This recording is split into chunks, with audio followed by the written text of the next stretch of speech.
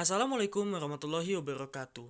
Di video kali ini, kita akan belajar mengenai teori pembentukan dan perkembangan muka bumi.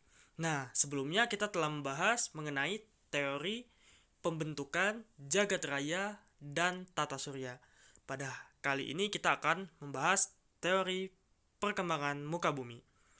Nah, di sini Bapak telah merangkum 5 teori yang sangat berkaitan dengan pembentukan dan perkembangan muka bumi. Yang pertama adalah teori kontraksi.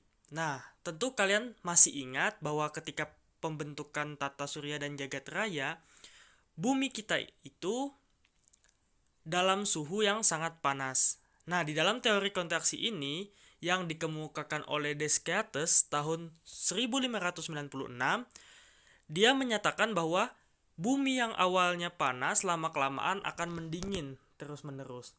Nah, ketika mendingin, si bumi ini mengalami penyusutan sehingga di bagian permukaan terjadilah pengerutan yang membentuk gunung dan lembah serta daratan. Nah, jika kalian ingin membayangkan, kalian pasti sering melihat seseorang menggoreng cimol. Nah, dari pengamatan kalian tersebut, pasti kalian melihat cimol tersebut jika dipanaskan dalam suhu yang cukup tinggi, maka dia akan mengembang serta bentuknya menjadi padat.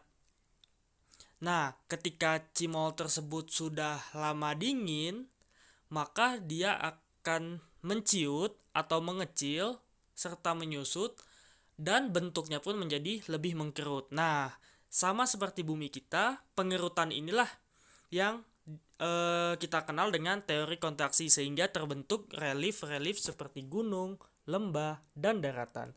Oke, selanjutnya yang kedua adalah teori dua benua. Nah, di teori dua benua ini itu dikemukakan oleh Edward Suez pada tahun 1884. Dalam teori ini, dia menyatakan bahwa bumi pada awalnya terdiri atas dua benua yang sangatlah besar, yaitu benua Laurasia di sekitar kutub utara dan benua Gondwana di sekitar kutub selatan. Nah, nantinya bumi ini akan bergerak ke ekuator sehingga terpecah-pecah menjadi beberapa benua yang lebih kecil.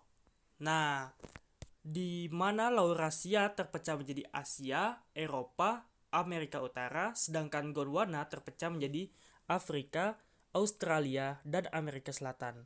Namun Edward Suez pada waktu itu belum menjelaskan mengapa benua tersebut bergerak sehingga terpecah-pecah menjadi beberapa benua kecil. Kemudian selanjutnya pada tahun 1912 dikemukakan teori selanjutnya, yakni teori pengapungan benua yang dikemukakan oleh Alfred Wegener.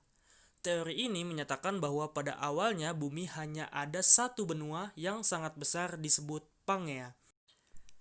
Nah, benua ini yang selanjutnya terpecah-pecah menjadi benua yang lebih kecil seperti yang kita lihat seperti sekarang.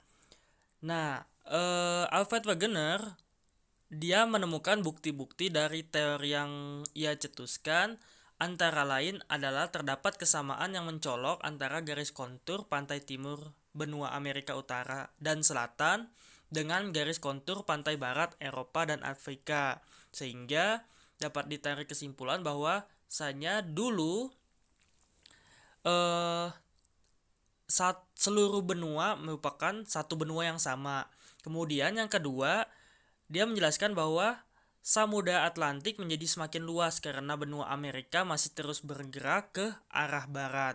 Kemudian adanya kegiatan seismik atau gempa bumi yang luar biasa di sepanjang pantai barat Amerika yang menjelaskan bahwa adanya pergeseran benua sehingga terjadinya gempa yang luar biasa. Kemudian batas Samudra Hindia makin mendesak ke utara. Anak benua yang semula diduga agak panjang tetapi gerakannya ke utara. Kemudian India makin menyempit dan makin mendekati benua Eurasia. Nah, proses ini juga menimbulkan terjadinya pegunungan Himalaya.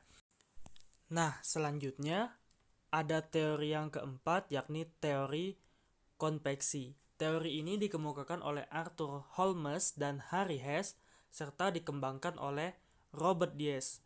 Menurut teori ini, bumi atau kulit bumi yang berbentuk padat itu berada di atas lapisan cair yang panas dan berpijar. Nah, hal ini sama seperti kita sedang mendidihkan air. Air yang mendidih tersebut tentu memiliki arus konveksi sehingga sesuatu yang berada di atasnya dapat bergerak. Nah, teori ini juga yang mendasari dari teori konveksi. Nah, di teori konveksi ini mulai menjelaskan bahwasanya pergerakan lempeng bumi tersebut didasarkan atau digerakkan dengan tenaga, yakni dari arus konveksi yang ada pada lapisan di bawah kulit bumi, yakni lapisan cair yang bersifat panas dan berpijar. Kemudian selanjutnya di teori kelima, yakni teori lempeng tektonik. Nah, teori ini merupakan teori yang menyempurnakan teori-teori sebelumnya. Teori ini dikemukakan oleh J. Tuzio Wilson dan Jason Morgan pada tahun 1960-an. Nah, teori ini mengkombinasikan antara teori arus konveksi, apungan benua, serta teori dua benua. Nah, menurut teori ini, lempeng tektonik atau kulit bumi itu berada di atas lapisan astenosfer yang berwujud cair dan kental. Nah, lempeng-lempeng tektonik pembentuk kulit bumi selalu bergerak karena pengaruh adanya arus konveksi yang terjadi pada lapisan astenosfer dengan posisi berada di bawah lempeng tektonik bumi. Sehingga tenaga yang dihasilkan oleh adanya arus konveksi ini menggerakkan lempeng tektonik sehingga bumi selalu bergerak.